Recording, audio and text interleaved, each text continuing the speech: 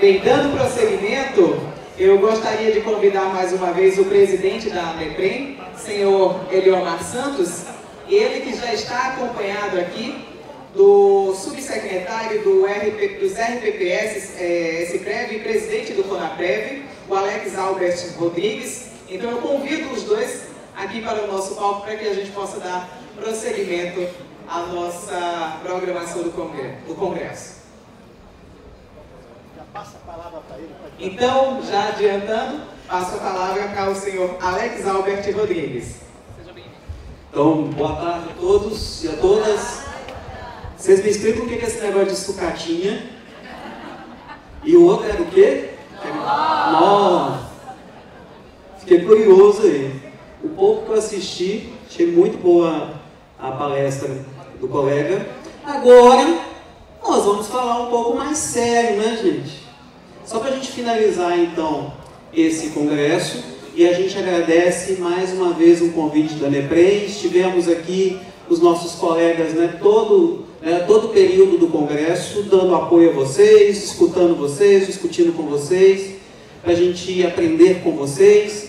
E a gente veio tentar finalizar, então, esse contexto, esse congresso sobre Previdência, o último congresso de Previdência de 2019, um ano complexo, tá? Um ano complexo para todo mundo, um ano com várias novidades, um ano com a recém-publicada, promulgada e depois publicada emenda constitucional. Vamos fazer uma reflexão final sobre a emenda constitucional na vida de nós, previdenciários, e vamos discutir algo que me encanta mais ainda, o nosso projeto, né, que saiu com a 13846 de qualificação de dirigente, de habilitação e qualificação de dirigentes de RPPS, de conselheiros de RPPS, de membros de comitês. Vamos debater um pouco isso aqui nesse final, então, do Congresso. Pode passar aí a apresentação, fazendo um favor.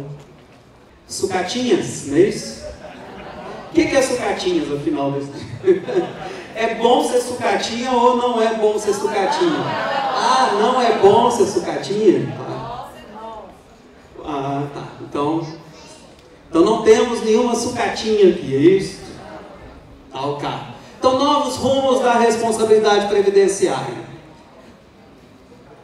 Você passa aí para mim que eu não... Bom, vamos pensar aqui em responsabilidade previdenciária pós-PEC, pós-emenda constitucional. O que nós vamos fazer? O que vocês, RPPS, vão fazer nesse contexto de emenda constitucional? Aí pus aqui, ó, rapidamente, uns caminhos. Manter as regras de benefícios, aplicar as mesmas regras dos servidores federais, ou aplicar regras de benefícios diferentes. Até então, vejam vocês o ineditismo constitucional que nós vivemos, previdenciário constitucional que vivemos no Brasil em 2019, ao final de 2019. Até então, não tínhamos essas três opções, só havia uma opção, ou seja, todos os servidores com as mesmas regras de benefícios. Agora abrem-se essas outras duas opções, manter as regras antes da PEC ou aplicar regras até diferentes daquelas previstas na PEC para os servidores federais. Outro caminho, vou tentar sintetizar isso para a gente alinhar os entendimentos com o que eu tenho que adequar nas alíquotas de contribuição do RPPS e quais normas que eu tenho que cumprir automaticamente, que não dependem de normas pelos entes federativos. Vamos só tentar aqui, antes da gente passar por esse caminho, para esse contexto de um programa nosso de qualificação daqueles que são os mais importantes atores dentro de um regime próprio, que são os membros dos conselhos, que são os representantes dos segurados. Vou só fazer um alinhamento final sobre a emenda constitucional. Então, dos três caminhos a seguir, com relação a regras de benefício, tem um caminho a ser seguido com relação às alíquotas de contribuição, tem normas a serem executadas, a serem cumpridas, que vão mudar o contexto da previdência pública dos servidores. Bom, vamos lá? Consegui? Não. Passa aí para mim, por favor. do contexto de... obrigado. É porque simplesmente, gente, não estava ligado, tá? Se eu for manter aplicar as regras de benefícios do servidor federal para os servidores do RPPS municipal, vocês entenderam durante esse congresso o que tem que ser feito? Ficou dúvida com relação a isso? Ficou dúvida? Muitas? Todas? Então vamos lá. Manter regras de benefícios antes da PEC. Vocês todos estão nessa situação, correto?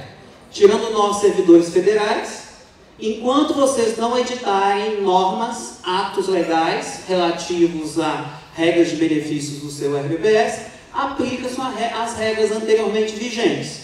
Então, se chegar algum servidor, colega de vocês, lá no instituto, lá no fundo, e pedir a minha aposentadoria, qual regra que vocês vão aplicar?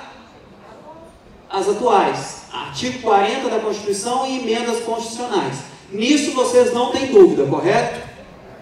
Tá? Que essa é a principal questão. Tá? Chegou lá, já tem direito adquirido, ou vai adquirir o direito, enquanto essas regras estiverem vigentes, enquanto não forem alteradas, é essa a resposta que vocês vão dar para os seus colegas servidores, segurados do regime próprio. Vão ser aplicadas as regras vigentes. Aplicar as mesmas regras de benefício do servidor federal. Temos aí vem a complexidade. 3 formas que a gente pode assim, trabalhar com 3 formas dentro do município. Vou me dirigir aos municípios. Nós temos 3 formas que a gente pode fazer isso. Quais? Uma, que estivemos debatendo muito lá internamente, uma possível forma, uma emenda à lei orgânica, contendo nessa emenda à lei orgânica todos os artigos, uma remissão aos artigos da PEC, um referendo à PEC, as alíquotas, as novas alíquotas, contendo então todas as disposições numa emenda à lei orgânica. Pode isso, Arnaldo? Pode, porque a União fez isso. A emenda constitucional 103 é assim, vem lá. Até que lei altere, até que lei complementar altere, até que a lei tal altere as alíquotas, aí na própria emenda, no caso constitucional, no caso de vocês, emenda à lei orgânica, vocês podem fazer uma emenda à lei orgânica nesse sentido. Emenda à lei orgânica. Qual que é o problema, então, que nós temos hoje com relação a aplicar as mesmas regras nos benefícios? Que uma emenda à lei orgânica precisa de um quórum mais do que qualificado. 3/5 da Câmara Municipal, ok? Que é uma emenda à lei orgânica. Qual a outra forma? Todas essas formas, elas vão ter um ponto em comum, senhores e senhoras. Todas essas formas dependem de uma emenda à lei orgânica. Por quê? Porque o novo artigo 40 da Constituição passa a estabelecer que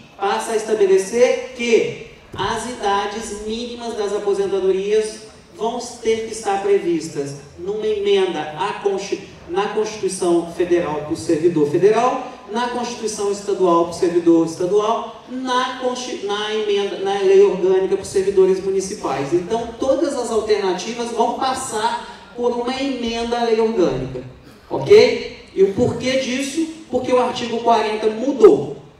Então, a lei orgânica passa a ser, a emenda a uma lei orgânica passa a ser obrigatória nessa nova configuração.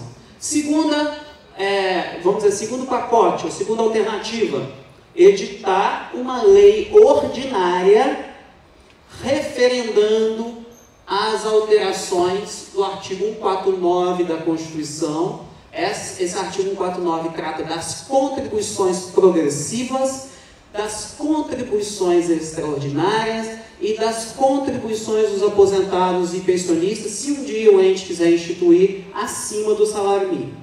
Então, nesse segundo pacote é obrigatório uma lei ordinária que referende a alteração do 149 e referende à revogação das emendas constitucionais.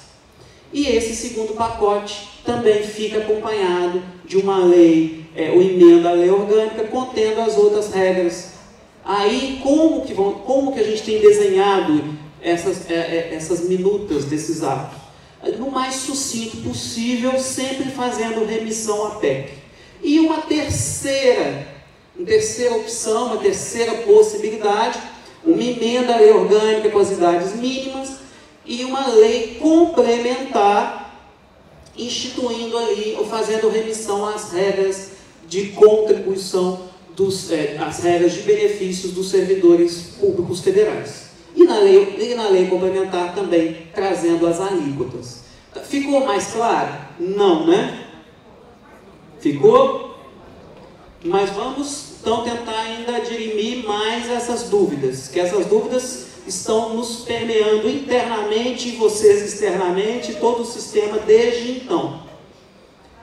Para aplicar as mesmas regras de benefícios do servidor federal, município, de uma lei orgânica, de uma emenda à lei orgânica. Se eu for um estado, eu preciso de uma constituição estadual. E preciso tomar uma decisão. Porque essa emenda à Constituição Estadual, a lei orgânica, tem que ter, no mínimo, as idades mínimas da aposentadoria normal, da aposentadoria geral dos servidores. E aí eu tomo uma decisão. Se eu ponho tudo numa lei orgânica, numa emenda à lei orgânica, se eu só deixo as idades mínimas na lei orgânica e faço uma lei complementar com todo o resto, ou se eu faço uma lei ordinária fazendo referendo às alterações, à revogação das emendas constitucionais, atendendo o artigo 36 e coloco o resto da emenda à lei orgânica. A decisão passa pelo crivo. O que vocês acham? Qual o crivo principal aí para essa decisão? Para a tomada dessa decisão?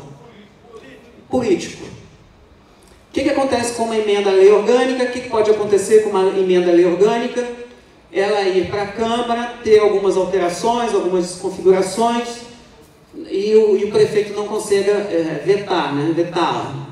É o maior risco político. Mas tem um risco jurídico, algum risco jurídico, se for o caso, mas a principal questão, então, é a questão política mesmo, para se definir que eu prefiro deixar minhas regras já, a idade mínima já na lei orgânica, as regras das aposentadorias especiais e tempo de contribuição numa lei complementar, inclusive a contribuição, ou prefiro deixar já em cada caixinha prevista no artigo 40. Então a confusão toda, me parece que ela é gerada por isso, ou seja, a gente passa a ter, para aplicar as regras do servidor, eu posso fazer igual a União, estar numa emenda à Constituição, no caso de vocês, uma emenda à lei orgânica, todas as regras, tem o risco político disso, ou eu mando só uma emenda à lei orgânica, com as idades, e mando uma lei complementar com o restante. Ou, tem uma outra opção ainda, mando uma lei ordinária com as alíquotas, mando uma lei ordinária com referendo do artigo 36, revogação das emendas constitucionais, alteração do 149, mas tenho que mandar a lei orgânica com o restante das regras. Entenderam a complexidade disso? Mas ela perpassa mais por uma questão aí política, uma decisão política e uma decisão também jurídica de que é o melhor aí para cada município no caso. Ok? Vou estressar 2 pontos agora. Os pontos, eu vou falar desse primeiro, depois eu volto no outro. Contribuições. Vocês entenderam os impactos da PEC com relação às alíquotas de contribuição? Estão com dúvidas com relação a isso? Qual a alíquota mínima dos servidores municipais e estaduais após a PEC, após a emenda constitucional 103/2019? 14%. Ok? Como? Por quê? Porque já havia um limite da contribuição do servidor ativo, aposentado e pensionista na Lei 9.717. Esse limite ele já era aplicado e já era exigido a todos os RPPS, um limite especial, que é o limite da contribuição do servidor federal com relação ao servidor dos estados e municípios, que está na 9.717, foi, o que aconteceu agora? Foi o quê? Constitucionalizado, está numa emenda, né, está numa emenda constitucional este limite. Então, o limite, o patamar mínimo da contribuição, que já estava na 9.717, foi para um artigo de uma emenda constitucional. E nele diz, olha, a alíquota de vocês, servidores estaduais e municipais, que tenham a RPPS, tem que ser no mínimo da União.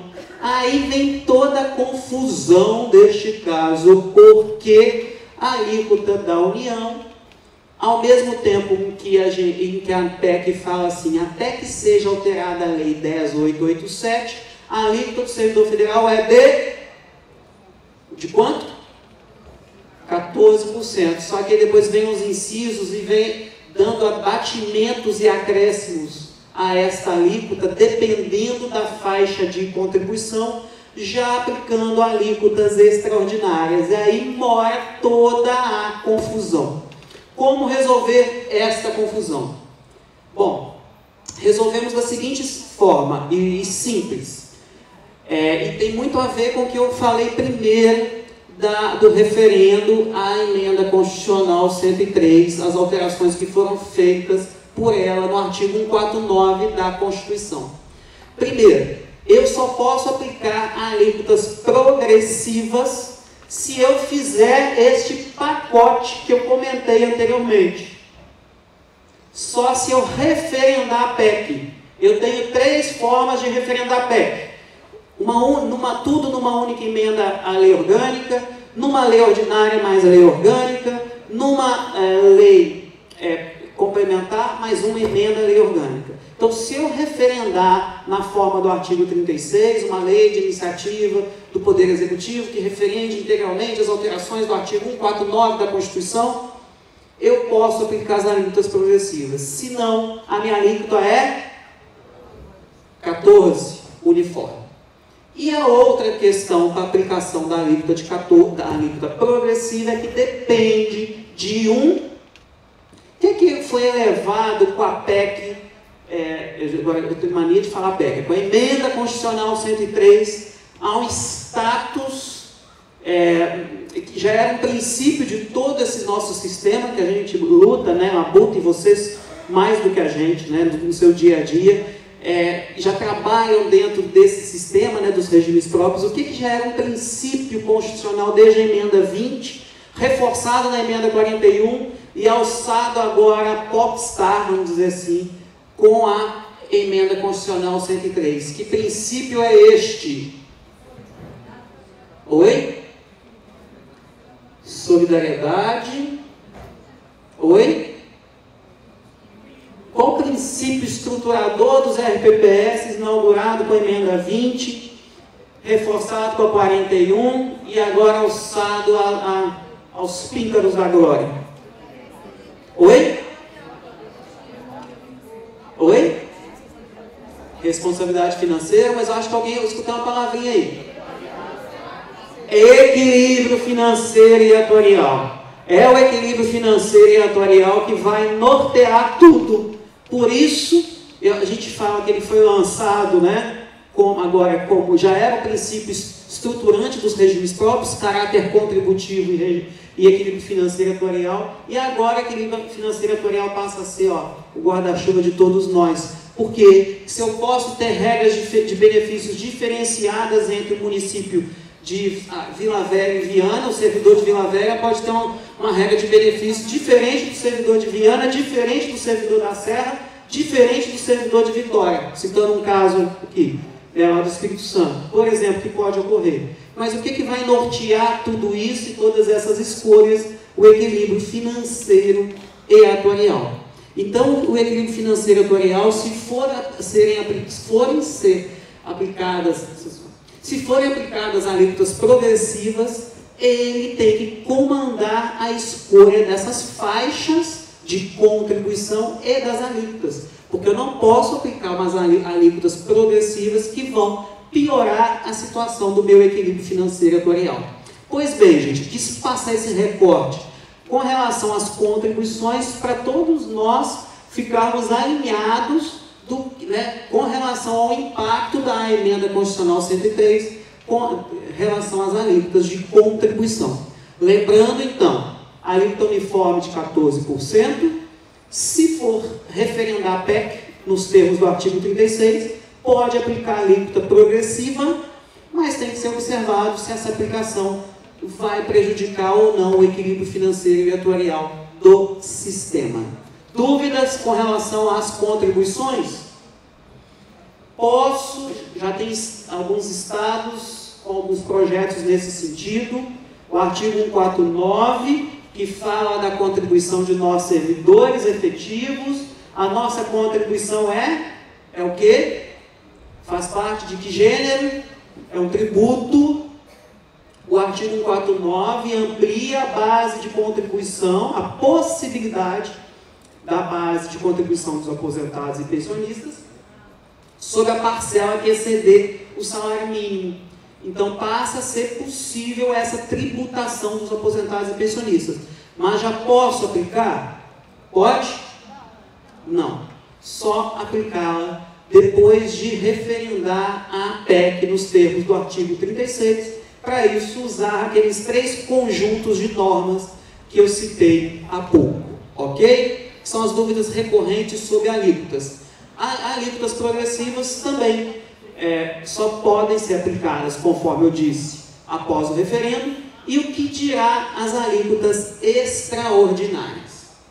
Tá ok? Alguém quer fazer alguma pergunta sobre contribuições, sobre as alíquotas?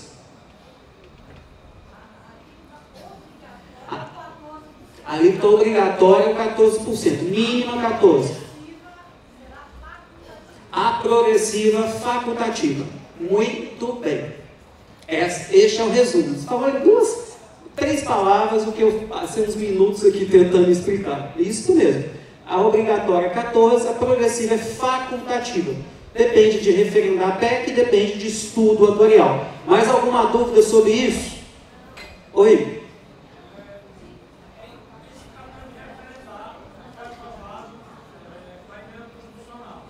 Referendar o que foi aprovado com a emenda constitucional.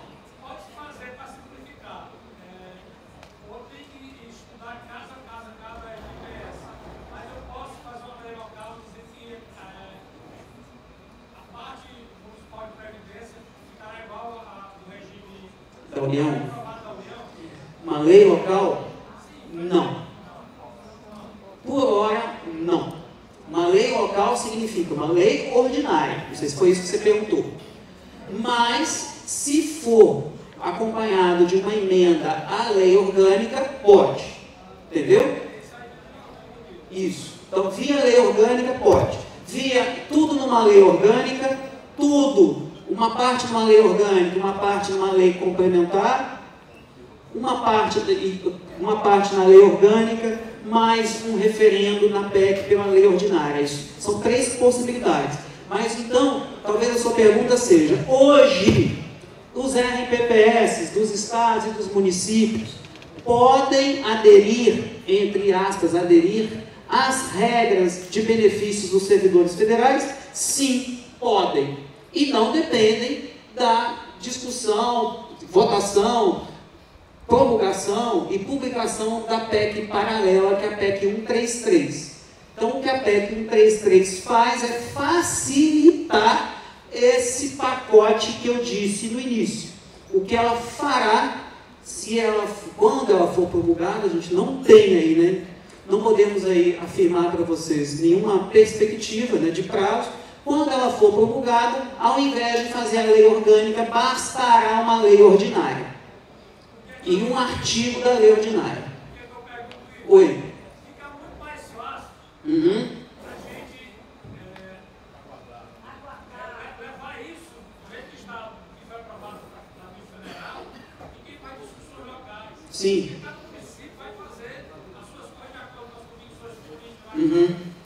nós também acreditamos, nós aqui, no papel de órgão regulador e orientador dos regimes próprios, a gente acredita também. Eu não acredito, mas o Constituinte reformador deu essa opção. Regras de benefícios diferentes. Eu acredito que nós vamos ter esse estágio de transição. Os entes vão manter, quem não conseguir, né, por enquanto, fazer essas adequações, vão manter as regras vigentes e depois migrar para as regras do servidor federal. Nessa terceira hipótese ali, mas ela quis o Constituinte reformador que ela fosse possível. Mas aí eu chamo a atenção com relação ao equilíbrio financeiro e atuarial. Vocês veem, temos colegas atuários aí? O Pedro, né? Pedro, nosso colega auditor aposentado, atuário. Quem mais que levantou a mão? Os colegas ali, vocês são da onde? Tá. Os colegas de João Pessoa, isso?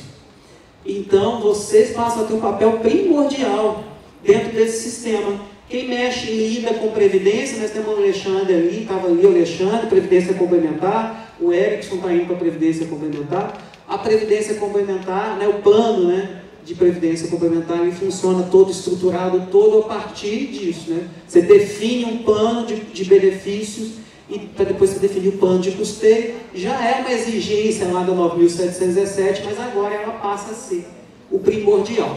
Só vou, para terminar esse assunto PEC, vou falar só outra coisa. Quando vocês leem ali, aplicar regras de benefícios diferentes, que regras de benefícios diferentes são essas?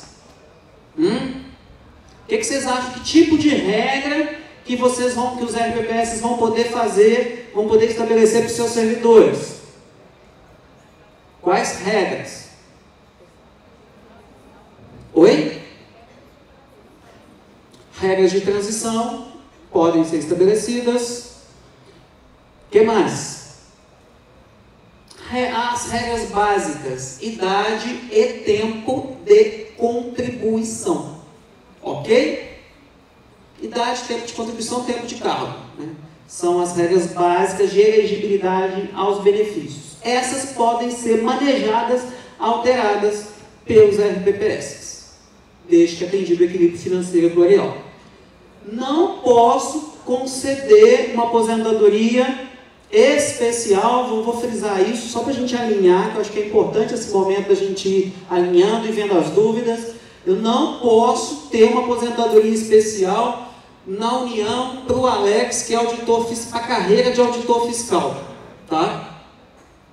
Não posso ter uma aposentadoria especial, uma carreira de procurador do município, ok? Eu só posso ter as aposentadorias especiais que estão previstas no artigo 40 para o professor, 5 anos de idade a menos e o tempo de magistério definido na lei de cada ente. Servidor exposto a agentes nocivos, prejudiciais à saúde, que aquela aposentadoria especial, que é a chamada, né, aposentadoria especial, é essa aposentadoria que hoje são aplicadas as mesmas regras por meio aos servidores estaduais e municipais, por meio da súmula vinculante 33, e além da aposentadoria especial, o servidor com deficiência, e além disso, o servidor, o policial e agente penitenciário, agente socioeducativo. Essas são as categorias ou situações que podem ter regras de benefícios específicas, e leia-se específicas, tempo de contribuição, idade diferenciada. Está bem claro lá no artigo 40. Então, esse poder dos RPPS de legislar sobre as regras de benefícios, ele não é amplo, ok? E aqui trago para vocês, finalizando, para a gente passar para o outro assunto, que já deve ter sido discutido aqui, né, dentro do Congresso: rol de benefícios, aposentadoria e pensão. O que estamos fazendo com relação a este item, rol de benefícios, e com relação às alíquotas, a exigência dos 14%?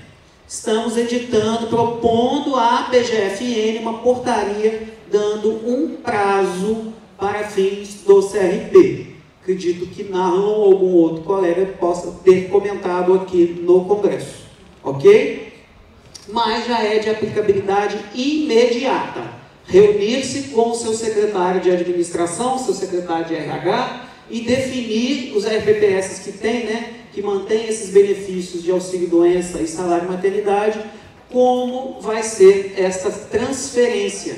Que eu já recomendo a vocês, já existe uma emenda constitucional publicada, promulgada, eu já recomendo a vocês que encaminhem, que oficiem ao seu prefeito ou seu secretário de administração ou de RH, geralmente o de administração, essa situação. Com a publicação da PEC 103, o RPPS somente pode pagar com recursos previdenciários os benefícios de aposentadoria e pensão, portanto, vamos ter que fazer a transferência dessa massa, né, dos atuais, né, servidores que estão nessa situação para custeio pelo ente federativo. Ou seja, o que é que eu recomendo? Que vocês já comecem essa tratativa e sempre, enquanto servidores públicos, que todos nós somos, sempre oficializem, deixem registrada essa situação.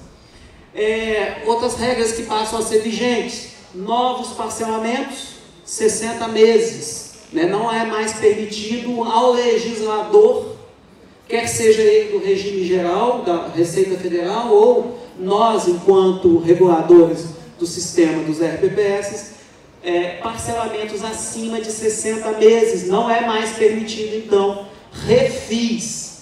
E tem outras regras que a gente chama a atenção para vocês, que são normas de responsabilidade previdenciária pós-PEC. Disciplinar readaptação do servidor e disciplinar a reavaliação, porque o servidor ele vai ter que ser aposentado, né, por invalidez, e agora se chama aposentadoria por incapacidade permanente para o trabalho, se ele for insuscetível de readaptação para outro cargo. Então, o que a gente recomenda? Já disciplinem essa forma de readaptação e reavaliação. E a gente tem aqui um outro rol, né? Um rol até extenso de regras que vocês devem passar a observar. Cito aqui a possibilidade de o ente dispor sobre regras para pagamento do abono de permanência. Cito aqui a necessidade dos entes instituírem previdência complementar. Vocês tiveram um painel sobre isso. Cito aqui a necessidade dos estados e das capitais e grandes municípios de instituir de fato a unidade gestora única, 2 anos para isso, e outras regras que eu venho citando aqui nessa apresentação que fica à disposição de vocês. Dúvidas? Oi? Várias. Então vamos lá, para a gente tentar fechar o congresso tirando dúvidas. Tem como ficar no microfone as pessoas que... a gente, todo mundo participar. Como você se chama e é da onde? Daniele Vitória, Espírito Santo. Respeito, então, o RPPS vai poder tratar a respeito das regras de transição e vai também poder estabelecer critérios diferenciados de tempo de contribuição, idade, tempo de cargo. Está permitido desde que respeitado o equilíbrio financeiro e atuarial, é isso? É isso. É isso que o reformador, constituinte reformador trouxe. Tá. A questão dos novos parcelamentos, está ali estabelecido o prazo de 60 meses. Como é que vai ficar aquela questão do parcelamento, os reparcelamentos, no caso de inadimplemento dos parcelamentos por parte da Secretaria de Previdência? Vai ser possível fazer reparcelamento? O reparcelamento convencional, hoje na regra, é possível uma única vez. Parcelou 60 vezes e é possível fazer um reparcelamento uma única vez. E havendo inadimplemento, como é que prudencial. Oi? Havendo inadimplemento, como é que vai ficar? Havendo inadimplemento do parcelamento, das parcelas do parcelamento, a unidade gestora pode rescindir o parcelamento e é possível o ente só reparcelar uma única vez. Só uma única Só vez. uma Vai ter única repasselamento, o repasselamento e ficava nessa Isso. coisa sucessiva. Tá certo. Que é uma norma muito importante, é a norma, porque a PEC, né, a emenda 103, ela não deixa de ser e não deixa de conter várias normas de responsabilidade previdenciária. E essa regra, inclusive, ela vem a ser aplicada para o regime geral, para as contribuições do INSS. Alex, Oi. Fabíola do Espírito Fabíola. Santo também. Essa instituição da Previdência Complementar é também para aquele município que é do regime geral? Não. Essa, desculpa te interromper, não, é só para municípios que possuem regimes próprios. Essa obrigatoriedade de instituição da Previdência Complementar. A obrigatoriedade é só para quem tem regime próprio, mas Isso. se o município que quer regime geral, ele pode instituir? O município que tem regime geral, ele, nesse caso, ele passa a ser um empregador como os outros. Né? Como, por exemplo, uma fundação, uma empresa pública ou uma empresa, se ele quiser oferecer esse benefício aos seus servidores, pode, dentro da Lei Complementar 202, tem que seguir tem que seguir a 108, a lei que é do artigo 202 da Constituição, como qualquer empregador, mas tem também ter lei para oferecer essa previdência complementar. Tá joia, obrigada. Nada. Tinha alguém que levantou a mão por aqui. É Marcela de Linhares. O Espírito Santo veio todo. Espírito Santo. Sobrou questão- alguém lá no Espírito Santo, Wilson? Só o santo. É sobre os benefícios, né? Que Uhum. os institutos não vão mais poder custear. Licenças, né? Então, vai ser dado um prazo para o ente se adequar a isso, por causa da questão do orçamento, né? Sim, nós fundamentados nessa questão orçamentária, fundamentados também na questão atuarial, porque o custeio desses benefícios está, aí os atuários que aqui estão, né, e não estão contemplados ou deveriam estar devidamente contemplados no custo normal, na alíquota de contribuição que é paga hoje pelo ente. Então, fundamentados tanto na questão orçamentária, tanto nessa questão atuarial, nós estamos propondo uma portaria dando este prazo, tá, até o meio do ano que vem. Mas isso ainda vai estar a crivo da nossa provedora, da PGFN. Tá? Então não posso te falar aqui, mas a nossa proposta é essa. Inclusive, para alinharmos também com os tribunais de contas. Colegas de tribunais de contas aqui? Então, inclusive, a gente alinhar com os tribunais de contas. A gente entendeu que esse assunto não deveria nem ser nota técnica, deveria ser portaria, para não termos problemas também com as visões de cada, né, nossa, com os tribunais. Tá? Mais alguém? Quem? Meu nome é Alex, eu sou... No Espírito Santo não, né? Não, da terrinha mesmo. Da aqui. terrinha, da terra boa, da terra dos mares verdes, azulados, Isso. uma coisa turquesas. Os marechais. Ah, Eu estou aqui abrindo um documento para ficar melhor de falar. É a autorização para débito na conta de repasse do Fundo de Participação, que os parcelamentos têm. Eu escuto os colegas falarem aí em questão de reparcelamento, etc. Mas por que não está sendo evocado aí aquilo que tem no acordo assinado entre o prefeito, entre o gestor do RPPS e o banco? que é a retenção do FPM, né? Tanto do repasse mensal quanto do parcelamento. Sim, muito bem lembrado pelo colega. Nesse caso, a norma hoje é que o parcelamento obriga que o termo de parcelamento tenha essa cláusula em caso de parcelamento especial, do parcelamento de 200 parcelas. No parcelamento normal de 60 meses, ela indica, mas não obriga, né? Mas é muito bem comentado e lembrado aí pelo colega. Tá? Isso vai até agora num outro assunto que a gente vai discutir aqui com vocês. Vai estar um pouco dentro dessa linha que vem aí, depois disso tudo, depois da PEC 103, essa trabalheira danada, né? Eu preciso dizer que PEC, nós já estávamos, né, no governo anterior formulando a proposta 287, lá em 2016, e no outro governo já discutindo reformas de Previdência. Então, há anos discutindo reforma da Previdência, e aí nós vamos voltar a uma discussão E aí, né, Otônio, por exemplo, quem mais que é dessa época do Conaprev, que aqui está, Eliomar, nós vamos voltar numa discussão de uma nova norma geral dos regimes próprios. O parágrafo 22 do artigo 40 prevê uma norma de responsabilidade previdenciária e vários assuntos, vários temas a serem tratados nessa norma. Então, partimos agora do lançamento já desse outro projeto, o projeto de formular uma lei de responsabilidade previdenciária. Na reunião semana que vem em Recife, a gente pretende já começar as discussões do Conaprev da lei de responsabilidade previdenciária. Tá? A gente tem algumas novidades com relação a isso. Quando elas saírem, a gente vai divulgar para vocês. Mas no Conaprev a gente já vai começar essa discussão. Lembrei aqui do Otônio, lembrei do Eliomar, da época lá do Conaprev, né, lá em 2011, 2012. Quem mais estava nessa época, hein? Ah, claro. João, né? João, quem mais? É dessa época do Conaprev, do Conselho Nacional dos Dirigentes dos Regimes Próprios, que lá em 2011, 2012, formularam e discutiram uma minuta de uma lei que ia alterar 9.717. O que a gente fez?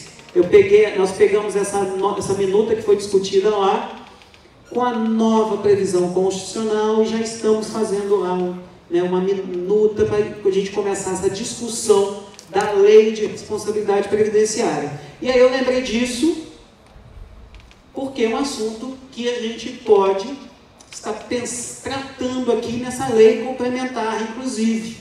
Essa questão se todo parcelamento deveria ter nessa previsão da retenção das cotas do FPM, do FPM, do FPE, uma possibilidade numa futura lei de responsabilidade previdenciária. Me lembrei disso por causa dessa pergunta. Mais alguma questão da PEC? Lá atrás, aqui na frente. Oi, Alex, boa tarde. Daniela, da Manaus Previdência. Boa tarde, Daniela. Eu percebi uma certa divergência de entendimentos nas diversas palestras que eu assisti sobre a aplicação da alíquota de 14% pelos estados e municípios. Afinal, isso é automático ou o ente precisa ter uma lei para Daniela, poder muito cobrar? bem lembrado, e esqueci de frisar este ponto. Não é automático. Por que não é automático? Porque nós estamos falando de um tributo. Isso. E se falando de um tributo previsto no artigo 149 da Constituição.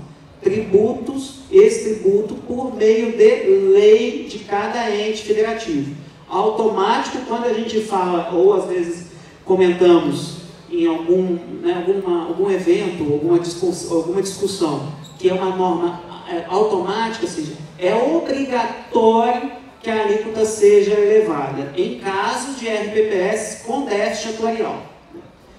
Em caso de RPPS com déficit atuarial.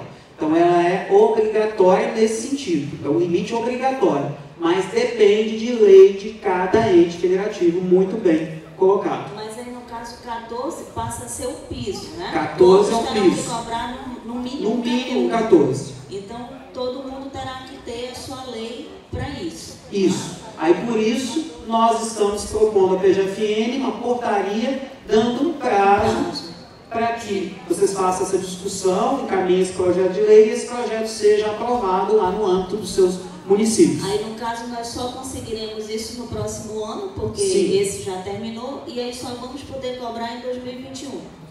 Nós estamos prevendo um prazo até o meio do ano. Para alterar a lei. Não, é isso, para publicar a lei. Pois para você é, ganhar a lei publicada. E essa lei vai ter os 90 dias, né, que é a anterioridade nonagesimal para ser cobrado. Então, a partir da aprovação da lei no ente, o ente tem que respeitar os 90 dias para poder começar a aplicar a nova E aí lei. a orientação que a gente fala, muito importante aqui a colocação do Daniel, é na lei, coloque igual foi feita na PEC, a ser aplicada no primeiro dia do 40º mês subsequente, para não ter aquela questão da alíquota vigente no meio do mês, tá? Ela começar sempre no início do mês. No nosso modelo que a gente vai disponibilizar está assim também, tá? Só para lembrar, o ano que vem é ano eleitoral. Quem? O Alex, Oi? Eu, observando todas as mudanças que foram apresentadas e que, de bom alvitre, a questão da emenda constitucional 103, está sendo estudado algum mecanismo para que nós possamos, nós, RPPS, ter, né, a autoridade que o INSS tem quando o município informa a GFIP e ele vai lá no FPM e retém o valor devido da folha, que é a sua parte, e que nós não temos essa prerrogativa, porque a reforma ela só estende prazo para o servidor, para se aposentar, ela, vamos dizer, arrocha muito mais o servidor, mas não tem nenhum mecanismo que nos garanta esse repasse na conta do RPPS. Não há mecanismo. A gente fica sempre à mercê de um bom gestor cumprir com sua obrigação. Coisa que o INSS já resolveu, porque se ele fosse esperar que o prefeito também repassasse para ele, continuaria com os débitos de milhões e milhões dos municípios para com o INSS. Existe alguma coisa nesse sentido, dessa garantia desse repasse, tanto o repasse mensal como também os parcelamentos? Bom, não na PEC, né? A PEC não pôde tratar desse assunto, mas vamos buscar trabalhar neste outro assunto. Tá, então vamos tentar, eu acho que as suas duas colocações são muito importantes, porque a gente já começou esse processo de pensar a lei de responsabilidade previdenciária. Dentro desse processo, a gente já está pensando como que a gente faz para, vou usar a palavra, não sei se essa palavra é correta, eu não consegui achar outra palavra, blindar a gestão do RPPS, da devida autonomia política, né? Que essa autonomia política com relação ao ente, então essa autonomia a gente consegue ela por meio da técnica, por meio da profissionalização dos gestores e dos dirigentes, mas também por normas como essa. Então isso nós vamos buscar trabalhar neste outro projeto da Lei de Responsabilidade Previdenciária. Mais alguma questão, gente? Alex. Oi. Jorival Júnior, do Messias Breve. Ô Alex, eu ainda estou com dificuldade. Tá, sim. Faz assim, Diego. Eu ainda tenho uma dificuldade em relação a essa obrigação de aprovar uma lei com a nova alíquota, porque é muito difícil você dizer que é obrigado o município a aprovar uma lei quando depende de um processo legislativo. Então, se acaso a Câmara de Vereadores não aprovar, que vai ser comum isso, porque ano que vem é um ano de eleição, e depende muito da pressão dos servidores. Então continua 11, mesmo estando irregular, estando em conflito com a lei que obriga a ser o mínimo o percentual da União. Sim, a gente sabe que a PEC então, foi promulgada agora, no final de 2019, passa a ter um status constitucional o limite da contribuição. O que nós vamos tentando, né, com a PGFN, então, dar um prazo para que os entes aprovem essa lei e encaminhem essa lei publicada para nós, lá da Secretaria de Previdência, também dos Tribunais de Contas. Claro que vão ter entes que vão ter dificuldades para implementar essas alíquotas. Nesse caso, aí vai vir uma outra pressão, por outro lado, que é o certificado de regularidade previdenciária, que com a PEC, que com a emenda constitucional número 103, passa a ter também status fundamento constitucional, lá do artigo 67. No artigo 67. Então, apesar de alguns entes, né, a gente prevê que alguns entes não consigam instituir, majorar essas alíquotas, vai haver uma outra pressão, que é a questão do CRP, agora constitucionalizado. Então, a gente acredita que vai conseguir, os entes vão, de uma forma ou outra, serem obrigados a instituir essas alíquotas. E a situação que a gente vê dos regimes próprios, a gente não precisa dizer. Vocês vivem isso continuamente, todo dia de vocês, a situação da dificuldade financeira, né, dos regimes, situação do equilíbrio, né, do desequilíbrio atuarial, que ele é o fundamento desta exigência. Agora, quero... Sim. Eliane Bonfim, de São Gonçalo do Amarante, no Ceará. Ceará. Você falou que vão disponibilizar modelos. Há um prazo para isso já? A gente esperava já ter divulgado esses modelos apenas de orientação, tá? Apenas para orientar vocês um modelo mais simples que não reproduzisse a PEC, que não reproduzisse os artigos da PEC dentro da emenda à lei orgânica ou dentro da lei complementar, para não ter toda essa questão política de uma lei dessa, uma norma dessa aí para a Câmara e houver ali várias desconfigurações com relação ao texto. A gente está aí numa pendência lá interna com a nossa Procuradoria, para a gente fechar os modelos, esperamos em breve divulgá-los. Mas são orientações. O que a gente orienta é não busquem lá reproduzir artigo por artigo, porque o risco político de sair algo diferente, né? De sair algo diferente, ele é maior. Alex. Oi. Teófilo, São Francisco. São Francisco, Minas. Isso. Na verdade, é mais um pedido. O que se pode ser feito para que os prefeitos não façam tanto parcelamento, de 6 em 6 meses é parcelamento. O que o tribunal pode fazer para ajudar? Porque vai chegar um momento que vai ficar impossível para os gestores e também para os servidores, que vai faltar pagamento. Tá, ok. A gente vai procurar tratar essa situação melhor, né? Com uma força maior, agora por meio da lei complementar, da lei de responsabilidade previdenciária. E já tem várias medidas com relação a isso, mas dá um arcabouço, um fundamento melhor para ela por meio da lei de responsabilidade previdenciária. Quero tratar aqui com vocês agora... Última pergunta. Quem? Lá. Não quero atrapalhar a sua palestra. Sim. Teodoro Dourado, Mato Grosso do Sul. Voltando à questão da alíquota progressiva, se o município resolver aderir à PEC, mas fazendo a redação, adequando a sua realidade, junto com o equilíbrio financeiro e atuarial, ele pode aderir à alíquota progressiva, mas fazendo as suas regras de benefício previdenciário? E mais uma.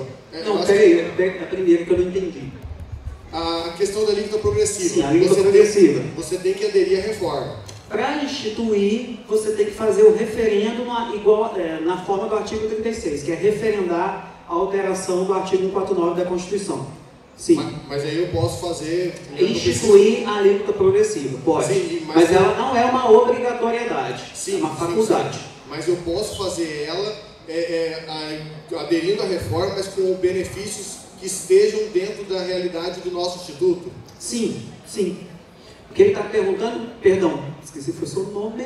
Teodoro. Teodoro. O que o Teodoro está perguntando é: posso aplicar alíquotas progressivas e posso aplicar idades e tempos de contribuição diferenciados que se julguem, que o cálculo atuarial vai demonstrar serem mais adequados à realidade da minha massa, né? Desse meu plano de benefícios? Pode. Ou seja, as coisas não são casadas. Isso, no fundo, o que ele está perguntando é isso. Né? Foi uma decisão do nosso constituinte reformador, da emenda constitucional 103. Você pode estabelecer, referendar o artigo 36, da forma do artigo 36, as alterações do 149, instituindo alíquotas extraordinárias. Mas pode manter as mesmas regras de benefícios. Pode. Ou posso fazer isso com as regras de benefício do servidor federal, ou posso estabelecer outras regras. Lembrando sempre, equilíbrio financeiro e atuarial. Aí a segunda pergunta, que você vai entrar agora na lei de responsabilidade previdenciária, essa questão, a gente fica muito feliz com a constitucionalização do CRP, mas isso também faz com que municípios fiquem com o quê? Vários parcelamentos. A gente tem alguns RPPS que já tem mais de 15 parcelamentos, porque de 6 em 6 meses o gestor vai e pede mais um parcelamento. E enquanto o colega até colocou, eu acho que com propriedade, a questão, o regime geral, ele não tem essa questão de parcelamento, porque já vem descontado direto da FPM. Então eu acho que isso é um anseio de todos os regimes próprios, que também vincule a nossa contribuição ao desconto no FPM em caso de inadimplência. Porque senão a gente vai ficar com parcelamento e tudo isso que a gente está fazendo para ter o equilíbrio financeiro e atuarial a gente não vai conseguir. Muito bom. Vou levar já essa, né, já é um grande ganho que eu já tive hoje de vir aqui, a gente debater e conversar com vocês, pensar o que a gente pode, dentro da lei de responsabilidade previdenciária, mitigar esses riscos. Acho isso muito relevante. Eu vejo que esse é um assunto recorrente de todos, né, e de vários outros eventos que a gente participa, de outras conversas que a gente participa. O que eu vou falar agora? Vou falar rapidamente, Eliomar, você me veja aí o tempo. Quanto tempo? 10. Eu estou querendo mostrar para vocês, Elaine, microfone ali para Elaine, fazendo um favor. O Alex. Alex. Quem? Alex. Ah, sim. Jurandir, governador Valadares, Minas Gerais. Sim, Jurandir. Eu não sei se ainda dá tempo, porque a menina tinha me passado, né? Ainda a respeito das alíquotas. Tá. No meu município, nós temos aí servidor 11% e o ente 13%. Excelente. O nosso cálculo atuarial, ele já fala há muito tempo em 22%.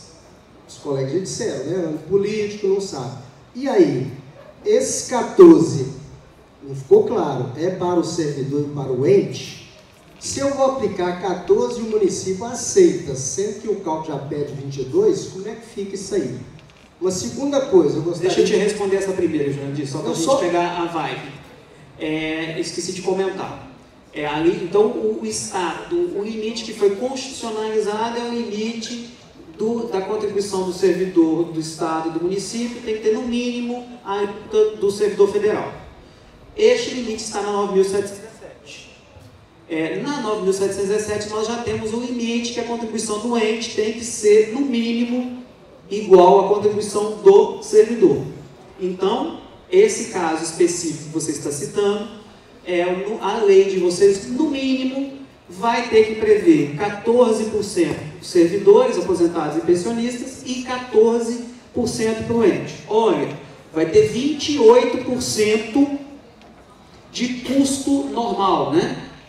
28% de custo normal. Vai partir de 28% de custo normal. Aí o seu cálculo atuarial vai dizer, o custo normal tem que ser 30% ou tem que ser 26%, né? Aí vai depender do cálculo atuarial. Mas eu pegando o gancho da sua pergunta, que eu também frisei muito a questão do equilíbrio financeiro atuarial, a gente passa com a PEC a ter uma definição, um conceito constitucional de equilíbrio financeiro atuarial. Isso, conjugado com a constitucionalização do CRP, nós vamos ter muito mais força para exigir o equacionamento dos déficits. Continuei. A segunda é só questão de normatizar, porque ontem o Leonardo disse aqui, não sei se todos estavam presentes, que o prazo seria 1º de março de 2020, essa mudança. A gente está prevendo um pouquinho para frente, tá bom? Verdade, a minuta que a gente vai mandar para a PGFN é 31 de julho. Oi? Elaine, só para eu entrar aqui rapidamente nos requisitos para os gestores. Vai, Elaine. Microfone para ela aqui.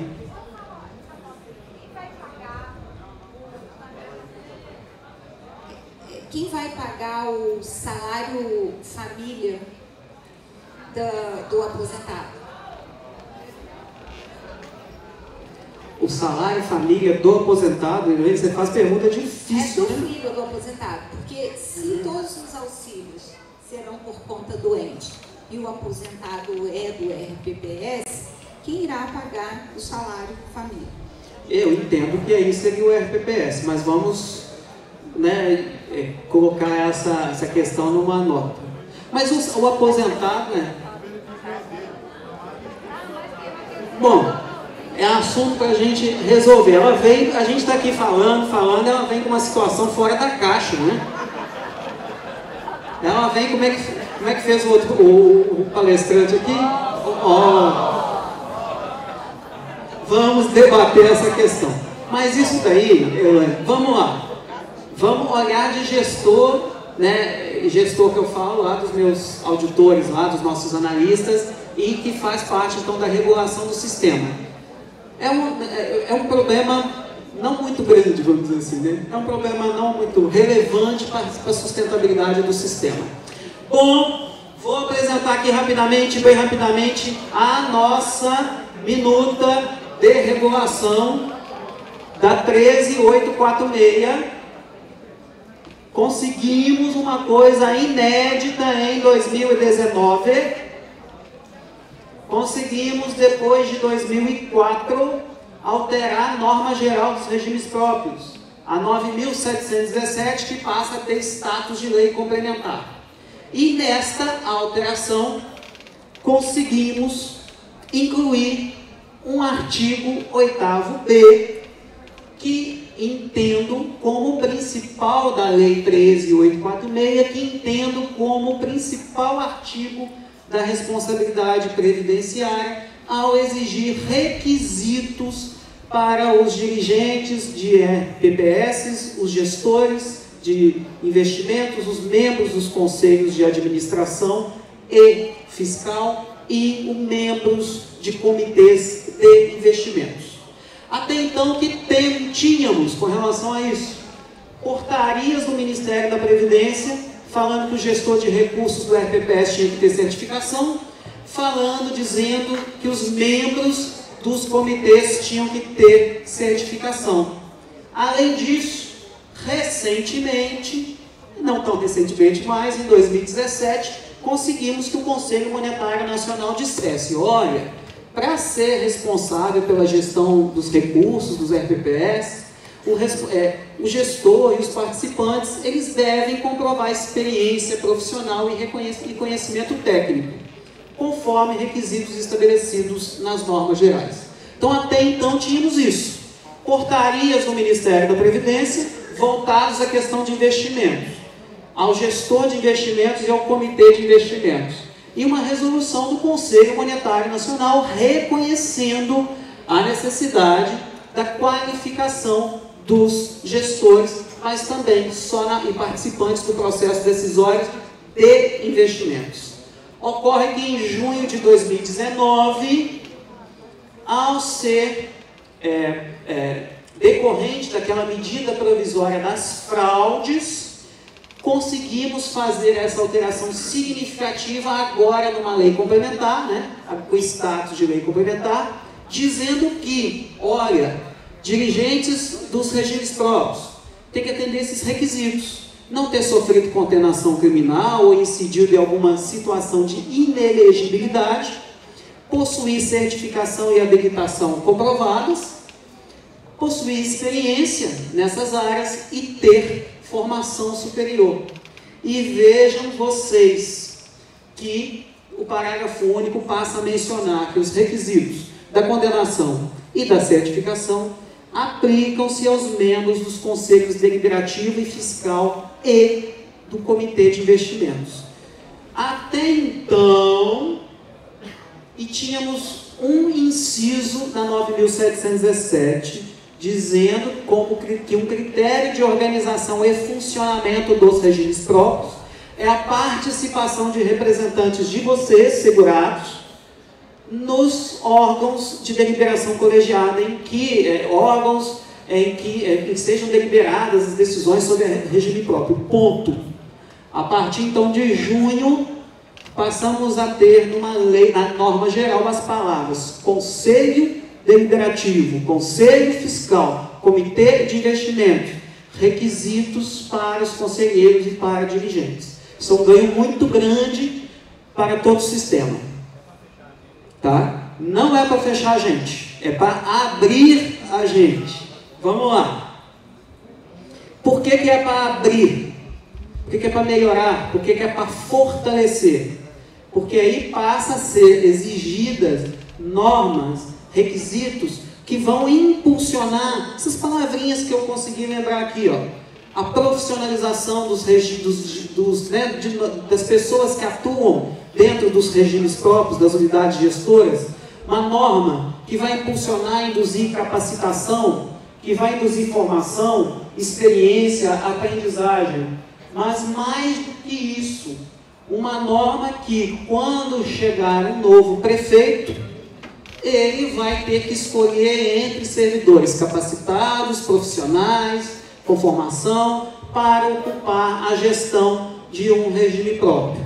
Então, o que vai acontecer numa troca de prefeitos, como é habitual dentro do nosso sistema previdenciário dos regimes próprios? Qual a primeira alternativa que um prefeito vai ter para ocupar os cargos de dirigentes? Qual? Pessoas qualificadas, pessoas formadas, pessoas habilitadas, pessoas experientes. Quem são essas pessoas? Oi? Vocês. Então aí a gente passa a ter uma oportunidade grande para uma maior blindagem política dos regimes próprios e para um fortalecimento do sistema. Aí vem a sua pergunta. Isso aqui eu fiz uma apresentação dessas lá no Tribunal de Contas do Mato Grosso. Aí veio um rapaz, Marcos Vinícius, já mostrei isso lá também na BIPEM, dos conselheiros, e me perguntou: olha, o que fazer quando não é possível preencher um número de gestores certificados por falta de interesses dos servidores públicos?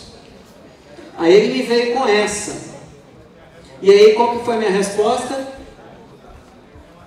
Claro que eu fiquei sem resposta. Claro que ele me derrubou. Mas que claro que ele fez a gente pensar junto com os colegas que estão participando do GT de investimentos. É um grupo dentro do CONAPREV, representantes do CONAPREV, representantes dos tribunais de contas, representantes dos órgãos lá da União, a nossa Secretaria de Previdência, STN, Secretaria de Política Econômica, a Previc, Banco Central, CVM e vários outros órgãos, debatendo essas normas de investimentos dos RPPS, e nós aproveitamos esse GT para também debatermos a certificação. E aí, quem está aqui que é representante desse GT? O João. Mais alguém aqui, João? Sem ser o João, que é representante. O Daniel da cá.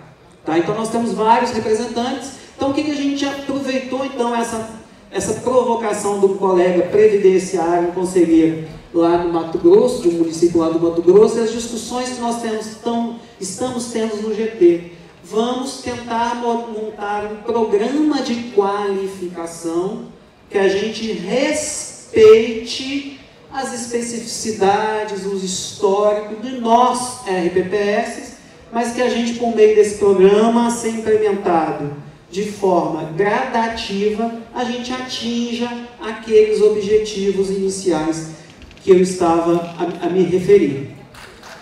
A gente partiu nessa formulação dessa minuta de uma instrução normativa recentemente publicada pela Previc, que também sentiu a necessidade de aprimorar as regras para certificação e habilitação de dirigentes e de membros de conselheiros lá das entidades fechadas. Não é nenhum demérito, e ainda mais para quem atua com regimes próprios, na fiscalização de regimes próprios desde 2005, e atuava como coordenador geral desde 2012, dizer que nós estamos num estágio de aprendizagem, de um estágio de evolução, ainda um pouco distante das entidades fechadas, de algumas entidades fechadas que já adquiriram um nível de profissionalização muito grande, porque tem um histórico muito maior, um volume de recursos muito maior e todo um histórico bem maior. Mas, se a gente pega as entidades fechadas e a gente observa que as entidades fechadas têm a necessidade de rever esse programa delas, para elas, a reguladora desse sistema, de melhorar, de aprimorar a certificação e habilitação dos dirigentes, nós vemos que nós estamos no caminho certo. Mas temos que construir o caminho, não coletivamente, de forma que a gente não vá provocar fechamentos, como foi dito pelo colega ali, dos conselhos. Mas vamos mostrar para vocês rapidamente aqui, para a gente terminar, essa minuta, que não é mais a minuta que está lá no site. Já foi modificada em função das discussões que nós tivemos, e em função das discussões lá no GT que nós tivemos, e em função das consultas, manifestações públicas que já respondemos, e em função da nossa conversa no corredor, ou conversa aqui, ou conversa lá no Ministério com vocês. A minuta está para consulta pública até o dia 25, porque pretendemos apresentar o resultado da consulta pública no Conaprev no final da semana que vem, em Recife. Nessa minuta, a gente parte de alguns conceitos.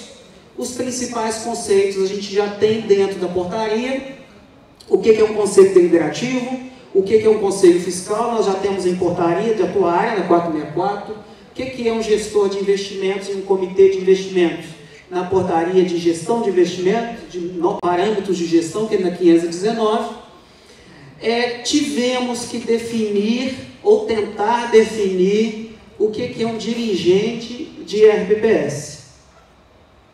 Então fizemos um texto para definir o que são vocês, né? Dirigentes de RPPS. Porque os vocês conselheiros, a gente já tinha alguma definição mais clara, já assentada de conselhos. Agora, dirigentes, lá, o que a gente, a partir da nossa experiência, nós dissemos, dirigente é o representante legal, que é o detentor da autoridade máxima dentro de um regime próprio, e os participantes do órgão máximo de direção, leia-se diretoria executiva. Por que a gente teve que tentar fazer esse conceito? Porque a norma, a lei complementar, o artigo 8º da lei complementar 9.717, diz os dirigentes da UG, não fala só o dirigente. Então tivemos que tentar definir dirigentes. E nessa tentativa, pensamos o presidente, diretor-presidente, o diretor máximo da unidade gestora e os demais integrantes da diretoria. Mais ou menos foi isso que nós quisemos dizer nessa conceituação. Deem uma olhada na minuta se esse conceito está certo ou está adequado. Eu já sei que vocês vão me perguntar, e eu conheço essa realidade muito.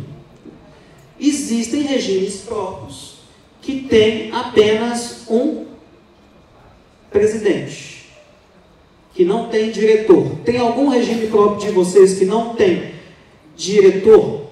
Ou só existe um diretor-presidente? Todos aqui têm diretor-presidente, diretor administrativo, diretor de benefícios, que eu acho que é uma configuração mais normal. Oi? Financeiro? Diretor financeiro? Previdenciário, que seria de benefícios, e o diretor-presidente. Isso que é basicamente a forma de vocês. Isso. Lá no Sul, a gente encontra muito fundo público vinculado à Secretaria de Administração. Município pequeno, não tem autarquia, tem um fundo em que o dirigente máximo é o presidente do Conselho Deliberativo. Então só existe um dirigente. Lá no Sul, no Rio Grande do Sul, é comum essa estrutura. Então nós tivemos que partir dessa definição. Também outras definições. A lei fala em habilitação. A gente entende que quem tem que analisar se o dirigente ou o conselheiro está habilitado para a função são vocês. O ente federativo, quando vai nomear o presidente de uma autarquia, o dirigente máximo de um regime próprio, ou vocês, presidentes de um regime próprio, autoridades do regime próprio, quando vão fazer a nomeação dos conselheiros. Mas aí já começamos a ter uns probleminhas com a nossa minuta. E que é louvável esse problema, e que a gente vai resolver com a lei de responsabilidade previdenciária. Eleição, né? Nós temos vários conselheiros que são eleitos. Então a dúvida é, mas o conselheiro para ser eleito, ou para participar da eleição, ele já tem que ter certificação? Uma pergunta, daqui a pouquinho a gente vai responder, a nossa ideia, tá? Aí a gente veio definindo o que é certificação. Processo realizado por entidade certificadora para comprovação do atendimento e conformidade a requisitos técnicos. A habilitação é feita pelo ente e qualificação seria um processo de educação continuada. Aonde vão se encaixar esses conceitos? Espera aí que a gente vai tentar encaixá-los para vocês e vou tentar ver se a gente encaixou corretamente. Primeiro, requisito do inciso 1 do artigo 8º é simples, não temos ninguém aqui com esse problema, é mais uma questão formal. Para ser gestor, para ser membro de conselho, não pode ter condenação criminal e não pode incidir lá nos delitos da Lei Complementar 64, leia-se lá, não pode ser inelegível. E como comprovar isso? Certidões emitidas pela Justiça, no site da Justiça Federal e Estadual, e com relação a algumas situações dessa Lei Complementar 64, uma declaração cujo modelo vai estar anexo a esta portaria. Quando que eu preciso renovar essas certidões? Estamos prevendo a cada 2 anos, e para vocês, atuais gestores e conselheiros, 60 dias após apresentar isso à UG, né, a unidade gestora, 60 dias após a portaria.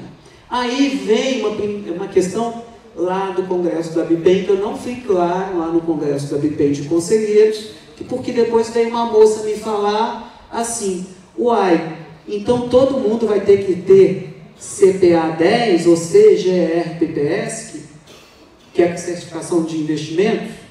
Aí eu olhei, todo mundo é a certificação né, que vai ser exigível, né, passar a ser exigida de todos os membros de conselhos e gestores. Falei, nossa, não fui claro na apresentação. E aí eu coloquei esse slide para tentar mostrar para vocês que a ideia não é que eu estou apenas citando como exemplo. O CPA 10 e o CGR-PPS, a ideia não é que essas certificações sejam aplicadas, exigidos de todas essas pessoas que a gente mencionou. Apenas no caso do responsável pela gestão, né, que seriam certificações de investimentos. As outras pessoas importantíssimas, pessoas dentro desse contexto, elas teriam certificações próprias. Então, o que nós estamos pensando nessa ideia de minuta? Uma certificação para os dirigentes, que tem que ser, no nosso entendimento, tem que ser diferenciada da certificação dos conselheiros, do Conselho Deliberativo, que, por sua vez, tem que ser diferenciada dos membros do Conselho Fiscal. E uma possibilidade de, com o tempo, a gente evoluir e ficar pensando, será que a certificação de todo mundo tem que ser igual? Dependendo do porte do RPPS, do risco, das características do RPPS, eu não posso depois começar a pensar, vamos começar com uma certificação básica, depois a gente faz uma intermediária, exige de alguns, né, de algum membro, ou uma avançada, ou uma mais avançada. Então a gente deixou por enquanto na minuta, nem está na minuta, tá? Que está lá na página. Nessa nova minuta, essa ideia dessas certificações, a gente poder ter tipos, modalidades de certificação. E por que a gente entende que ela não pode... Ah, eu acho que eu desliguei. Acabou a pilha. Oi. 2. Passa que a gente acabar. Por que a gente pensou, então, em certificações diferenciadas? Porque entendemos que os dirigentes têm que ter noção de administração maior, né, concentração em administração e governança, e ter conhecimentos básicos do que é atuária, conhecimentos básicos de investimentos, algo assim, das regras de benefícios. Os conselheiros deliberativos, uma noção sobre todos os assuntos que ele tem que deliberar. Ele tem que deliberar sobre um cálculo atuarial, ele ao menos tem que saber o que são hipóteses, o que são métodos, ao menos conhecer, né, esses assuntos. Um conselheiro fiscal, a base maior da atividade dele é contábil, é de auditoria. E já dos responsáveis pela gestão dos investimentos e os membros dos comitês, a gente já tem dentro do mercado entidades, instituições que oferecem essas certificações. Então a gente já aqui consegue desenhar certificações básicas, certificações intermediárias e certificações avançadas dentro deste contexto. E aí, nessa minuta, o que a gente está prevendo? Respondendo aquela pergunta, para se candidatar como conselheiro, esse conselheiro, no futuro, vai ter que ter certificação, ser certificado? A nossa ideia é não. Dele vai ter um prazo, esses são os futuros dirigentes e futuros conselheiros, um prazo de 1 ano após a posse na função para obter essa certificação. Assim como, da mesma forma, o dirigente. Mas o gestor de investimentos e o membro do comitê de investimentos, o membro titular, entendemos que essa certificação tem que ser prévia, dada a especificidade e o risco dessa atividade, que é a gestão de investimentos. Tiraram isso da cabeça de vocês? Não. As entidades fechadas trabalham com uma norma dessa forma. O que a gente tirou da nossa cabeça?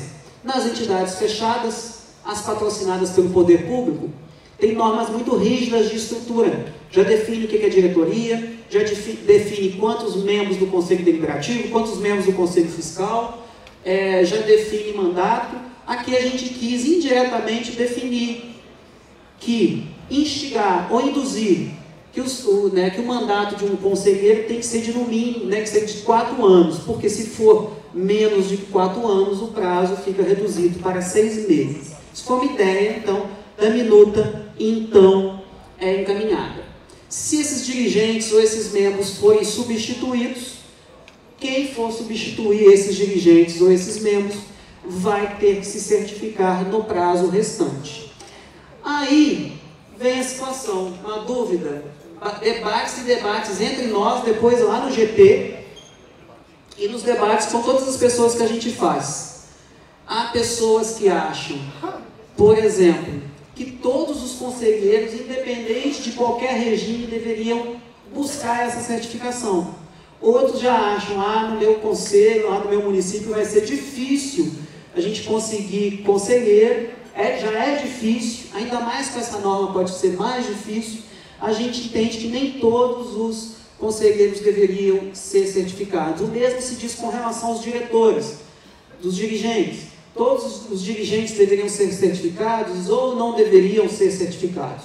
O que a gente pensou, por hora, nesses debates que tivemos, os RPPS de médio e grande porte, todos os conselheiros e todos os dirigentes, os diretores, e nos de pequenos porte, se for gestor, só o gestor responsável, representante legal pelo regime, e se for conselheiro, só a maioria dos conselhos. Aí avançando, viu, João, isso aqui foi ideia que eu tive depois da nossa reunião do GT. Com relação ao gestor de investimentos e membros de comitês, a gente já pensar que hoje a gente já tem uma categorização de RPPS. O RPPS pode ser investidor comum, pode ser investidor qualificado ou pode ser investidor profissional. Então, depois das discussões que nós tivemos na semana passada no grupo de trabalho, imaginei uma solução, que os RPPS, que a exigência ela fosse aumentando à medida que se aumenta a qualificação do RPPS enquanto investidor. Pode passar, que eu vou ter que terminar. Vai lá. Aquela ideia são os novos gestores, acolhendo também sugestões, uma delas que eu me lembro do André Goulart, lá da Associação Mineira, e outras também do próprio GT, acho que do próprio João, de outros colegas, né? Pensamos numa outra forma com relação a quem é hoje membro de conselho, quem é dirigente.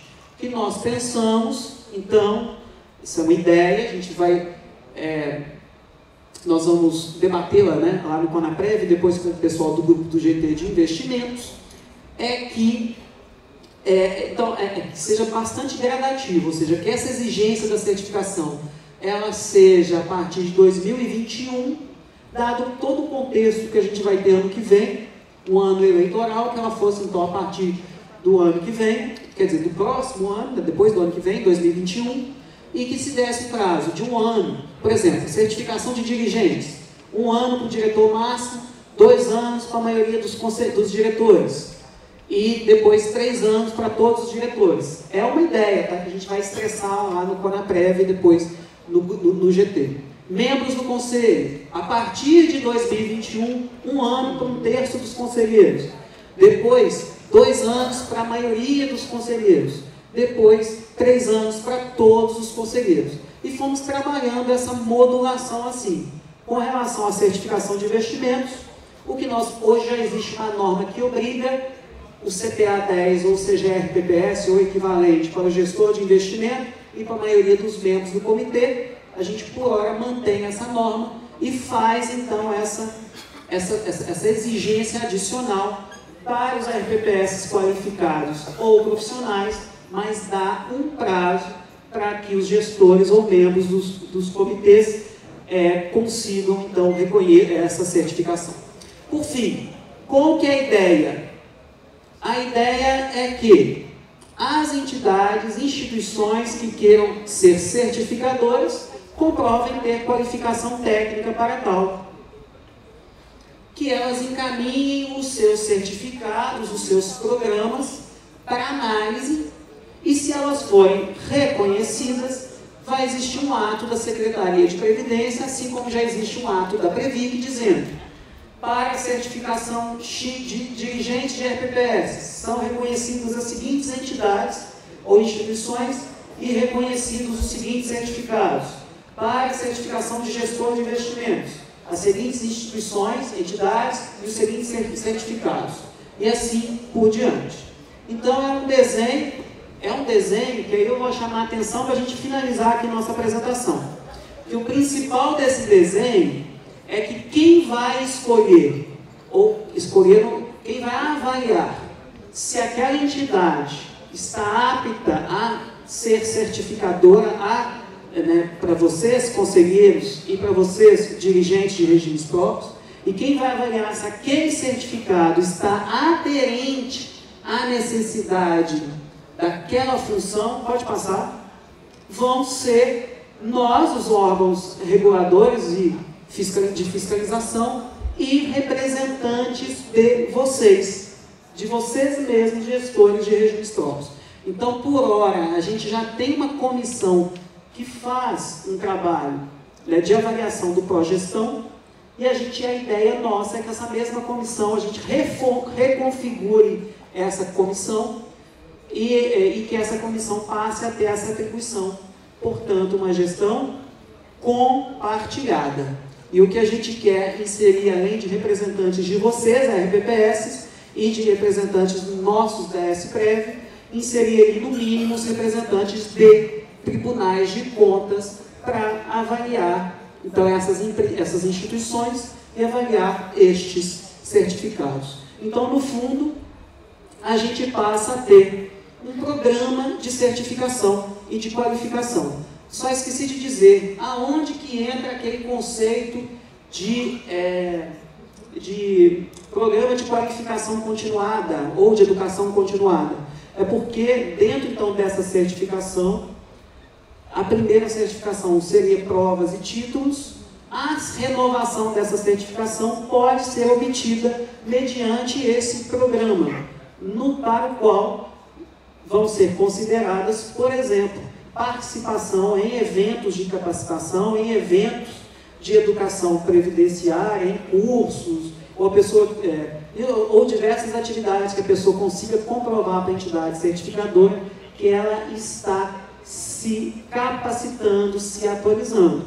Então, eventos como esses realizados pela ENEPREM, como aqueles realizados pela BIPEM, como os realizados por todas as associações regionais, os RPPS, passam a contar pontos dentro desse programa de educação continuada, ou a gente está chamando ali, por enquanto, de qualificação continuada.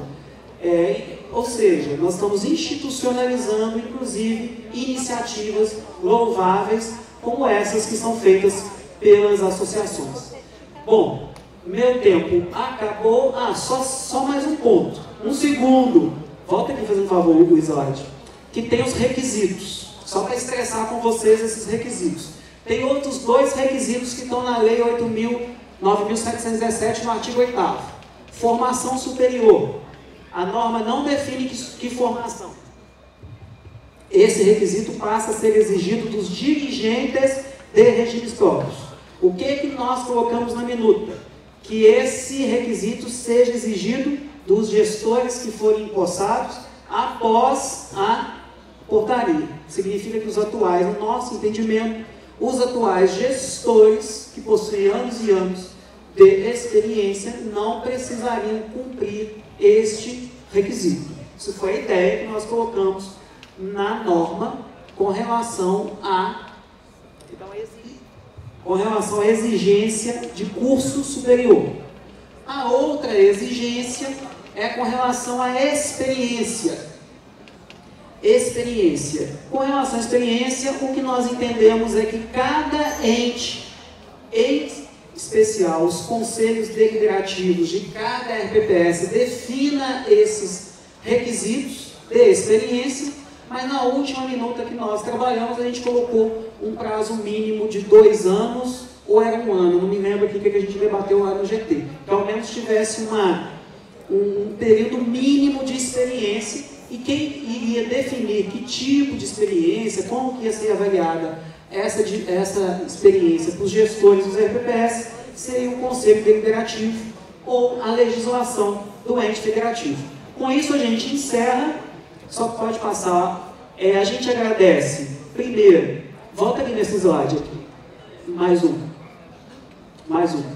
Esse daqui, ó, essas dúvidas sobre a certificação.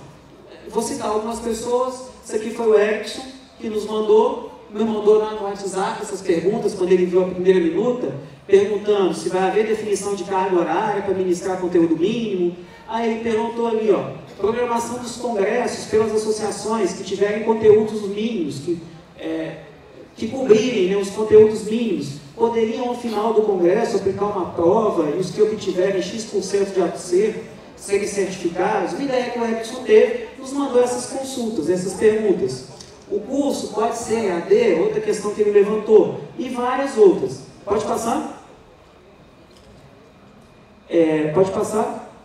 E aqui nós recebemos aqui formalmente o Gleison de BH, a Cláudia lá da Simpasc de Santa Catarina, o Alessandro, que é um conselheiro de Jundiaí, a Roseli, que é lá de Sinop do Mato Grosso, a Regina, que é de Praia Grande, lá em São Paulo, o Ari, que é de Curitiba, e o André Goulart, que é lá da Associação Mineira dos Institutos, já formalizaram para a gente manifestações. A gente já considerou, a gente vai colocar um relatório, uma planilha com análise dessas manifestações, e muitas delas já foram incorporadas na minuta que a gente está trabalhando. Ok? Então, muito obrigado aí. Esse é o tema que a gente queria tratar com vocês.